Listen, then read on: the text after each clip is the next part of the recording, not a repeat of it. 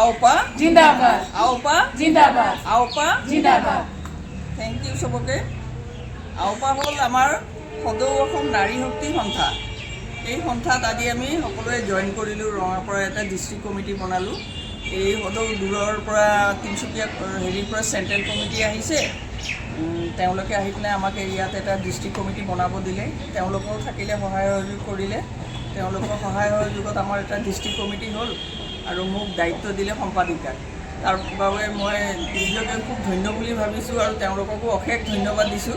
তেওঁলোকে যে মোক সম্পাদিকাৰ বাবে যোগ্য বুলি ভাবিছে, তাৰ বাবে তেওঁলোককো অশেষ ধন্যবাদ দিলোঁ। আৰু আমাৰ কমিটিটো কেনেকৈ কাম কৰিম সেইটো লৈ পেলাই চবৰ লগত এটা আলোচনা কৰি আমি আগবাঢ়িম কামত।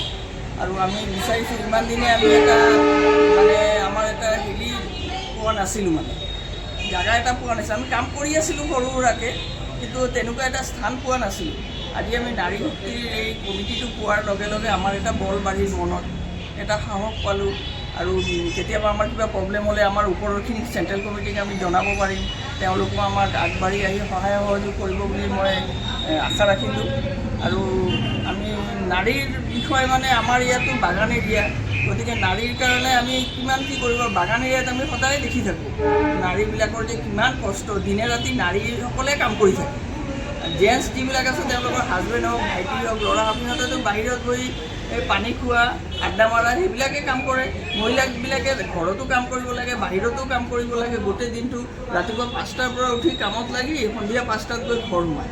তাৰপিছত ঘৰত গৈ মাৰপিট, অশান্তি, তাৰপিছত ল'ৰা ছোৱালী খোৱা বোৱাৰ কষ্ট। তাৰ বাবে তেওঁলোকৰ বহুত মিছকেৰেজো হয়। বাগান এৰিয়াটোত যে মিছকেৰেজটো খুব বেছি হয়। দুৰ্বল থাকে সিহঁতৰ, মেণ্টেলিটো দুৰ্বলে, শাৰীৰিকভাৱে সিহঁতে বহুত দুৰ্বল। গতিকে আমি এইবিলাকক সহায় সহযোগ কৰিবৰ কাৰণে যে আমি সকলোৱে মিলি ভাবিছোঁ এইটো ডাঙৰকৈ এটা শক্তিশালী আমি সংগঠন এটা বনাম ৰঙাপৰাত। আৰু আমাৰ এই চাৰিওফালৰে যিটো এৰিয়া আছে আমি শক্তিশালী কৰি তুলিম বুলি ভাবিছোঁ। আৰু লগতে আমাৰ চেণ্ট্ৰেল কমিটি আমাক সহায় কৰিব বুলি ভাবিছোঁ। তাৰ বাবে মই তেওঁলোককো অশেষ ধন্যবাদ দিলোঁ আৰু মই মোৰ বক্তব্য ইমানতে সামৰিলোঁ। ধন্যবাদ।